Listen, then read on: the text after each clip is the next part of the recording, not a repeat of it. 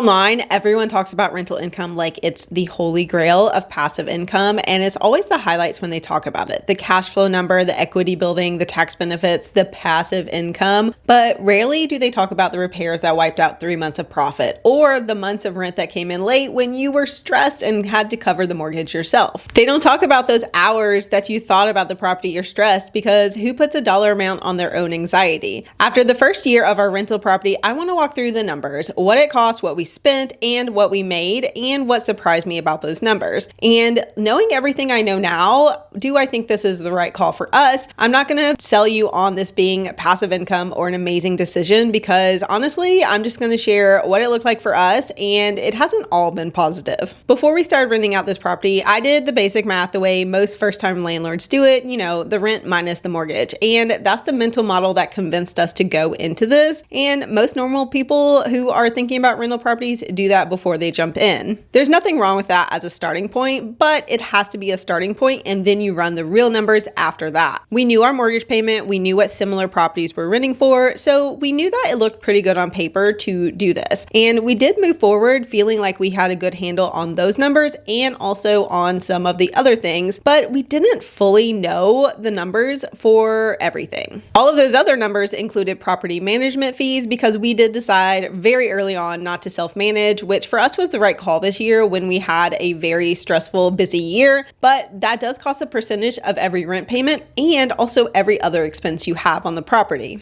It also includes insurance, which typically does cost more than what you're paying as an owner-occupant. For us, it went down, but typically that's not the case. And ongoing maintenance, the things that you can't predict. So that's not just big repairs, but it's little small things that add up when they need to be fixed. There's always the occasional month where something's going to break and there's a bill that wasn't in your original plan. And that's really hard to estimate when you haven't had rental properties before. And another thing I didn't know how to plan before I started this was tenant payment issues. So even in our first year of renting, we had multiple months where our tenant paid late and was charged a fee just because they couldn't make rent on time. There's so many different things that go into a rental property. So rent minus the mortgage is just a starting point. It's definitely not accurate and it's not an actual business plan. You need to work on the actual numbers. So I want to be as transparent here as possible, and I'm going to keep some of it more directional than showing exact dollar amounts. But this is the general amount we spent on the property and what we earned from it in this first year. When our tenants were late, they did catch up later that month or the next month. So we don't have any rent that's outstanding, and we did not have an extended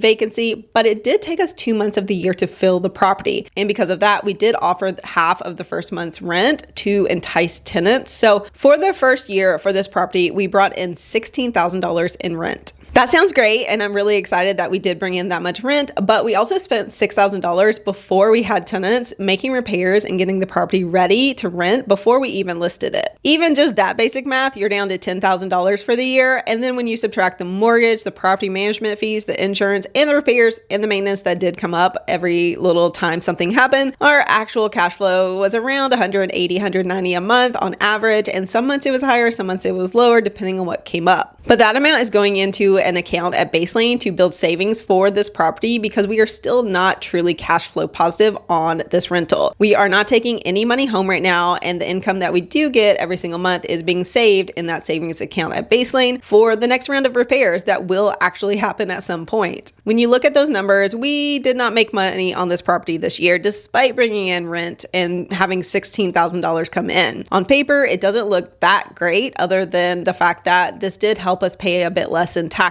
for the year. And the other number worth mentioning for us is equity, because every single month, a portion of the mortgage payment is reducing what we owe on the mortgage balance. That is wealth building, but it doesn't show up in cash flow. And for us, on a 15-year loan, the paydown is actually pretty meaningful month to month. While we are only cash flowing $190 per month, we do pay down our mortgage around $750 each month. Those numbers combined are $940 per month, which sounds much better. But again, that's not money that we are able to to touch. It's not money we're able to take home right now. So for our first year, we're not really making a lot of money, and we actually ended with a loss on this property. However, we do feel like we're set up potentially to start bringing in more money next year and ongoing. Our mortgage payment did go down for next year, so we will have a little bit more room every single month with our cash flow, and hopefully we won't have any major repairs. But again, we can't predict what we can't predict. So when the property is paid off in a few years, the numbers will again change drastically for the better for us. For me, as a new real estate investor, the single thing that made the biggest practical difference in year one was not only my property manager, but having one place for all of my financial information for this property. I personally used Baselane for this, and it was really helpful because it's an integrated banking and bookkeeping platform built specifically for real estate investors. I've used it honestly since I started renting out this property, even before I started renting out this property, and it has solved a few things for me. First is the tracking of my expenses, the real expenses, not just guessing. So every transaction I have from the property goes into Baselane, it gets tagged correctly, and I'm never trying to remember what a charge was from 3 months ago because I'll be honest, I won't remember.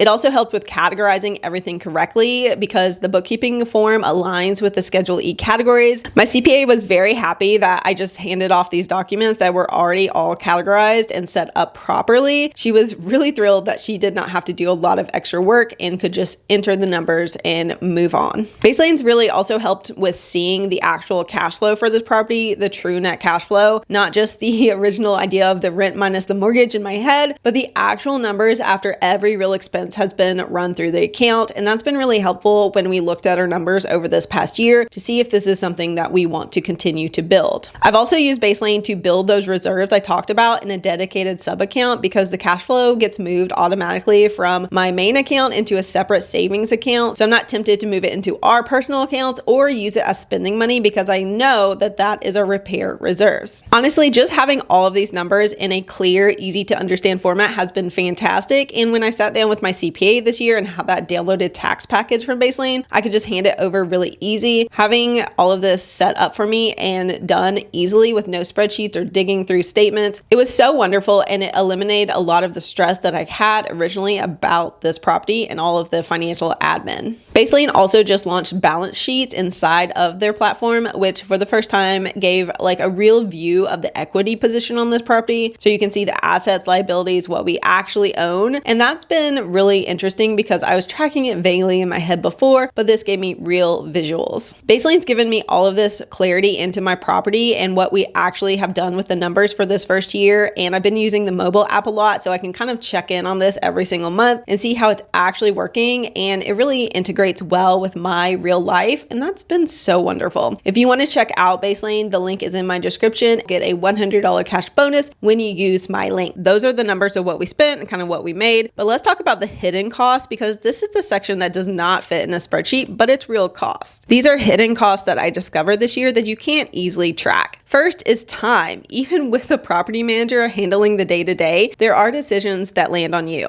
Lease renewals, repair approvals, questions that need an answer from the owner. It's not a second job. This didn't take much time, but it did pop up here and there, and it's not zero time either. Next is the mental load, and this is kind of similar because the best way I can describe it is like it's always back in your mind. It's like in the back of your head thinking, is everything okay? Did the rent come in this month? Is it late? Is something about to break? How are they doing? Is the property okay? That low level background hum of responsibility doesn't really turn off, at least for me. There's also the late rent stress that for us happened because we did have 2 months where our tenant paid late and it did eventually get resolved. But there was a stretch of days where I paid the mortgage from our personal account, even hoping that it would work out and things would get paid up and the tenants would be fine. That feeling in the back of my head was real and it did cost something. That stress is real and it adds up. Honestly, those kinds of stresses are probably why a lot of people don't want to do rental real estate. Another thing that is a cost is the decision fatigue. And especially in the first year when you don't know what's normal yet, making those decisions is really tough. Every situation feels like it could go wrong in so many ways that you don't even understand fully yet. You have a lot of decisions to make, and getting comfortable with that did take some time. And none of the things on this list made me want to quit or really like too much of my mental bandwidth, but I do think you need to go into it expecting that this is not passive, even with a rental property manager, because the mental load can add up and it can catch you off guard in a way that feels like you're spending way too much on this property when it's supposed to be very passive. There were also some surprises this year, like a few things that I did not see coming. First is how unpredictable the costs are for rental real estate. It's not really the amount necessarily, but the timing of it, because you can budget for repairs in a general sense, but you can't actually predict when the hot water heater is going to die and decide it's done. You can't predict when certain things are going to happen, and that unpredictability is something that you have to build a cushion for, because it's not just a line item every single month. That's why we're putting all of the money back into a savings account for those unpredictable expenses, but we're still not at a point where I think we could handle a lot of really big ones. The other thing that caught me off guard was how important it is to have systems and how much they matter, because I thought the hard part was going to be finding a tenant and getting rent to come in, but really the hard part was having like infrastructure to handle things that came up. So like how you track your expenses, how you keep the finances separate, how you know at any given moment whether you're making money on this property or not. And that was a really big deal that took a little bit of time to set up. And then again, how not passive this is. It surprises a lot of people, but the properties feel passive to experienced investors because they have years of systems building it up. They have so many years of knowing how to manage all of this and having the right systems in place. But for someone that's new in year one, you're still building those systems and you're still running the property a lot of times by yourself. That overlap is where a lot of stress comes, and it's really just not passive when you only have one property and you're having to cover the expenses or the mortgage from your own pocket when things go wrong. Now for the real question, was the rental property worth it? And after 1 year, here's where I land. It's basically because if you measure it by the monthly cash flow, it's fine, but not exciting, and it will eventually build. So you kind of know that it's not changing our lifestyle, but it will eventually grow.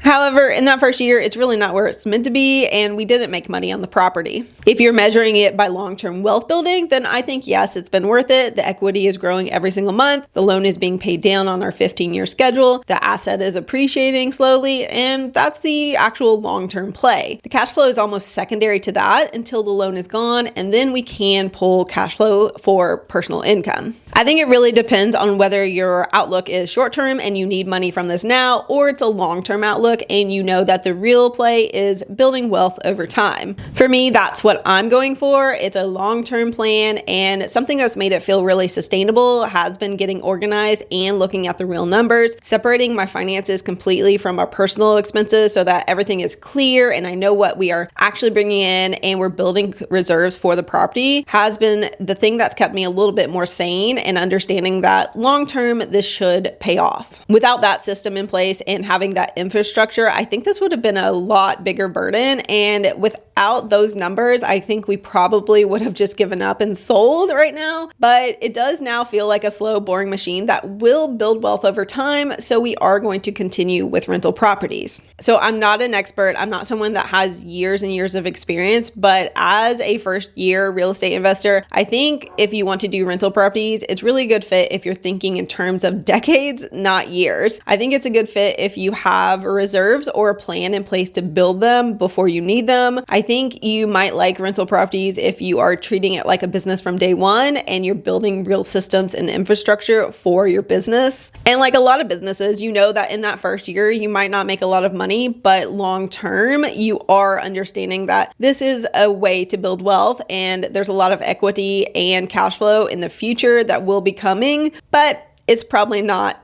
going to happen right away. Honestly, if you need cash flow to matter right now, if you need it immediately, I probably would go into a different type of investment, not real estate investing. If you're stretched thin on your down payment and reserves, it's probably going to be more stressful and have a higher mental load than you want. And that's probably true for most people. The mental load of owning property, even with a property manager, might sound like more than you want to take on. I've had a ton of people in my comments tell me that they would never own a rental property, and it's really not for everyone. But if you think it might be right for you, definitely watch this video on my Baselane setup next.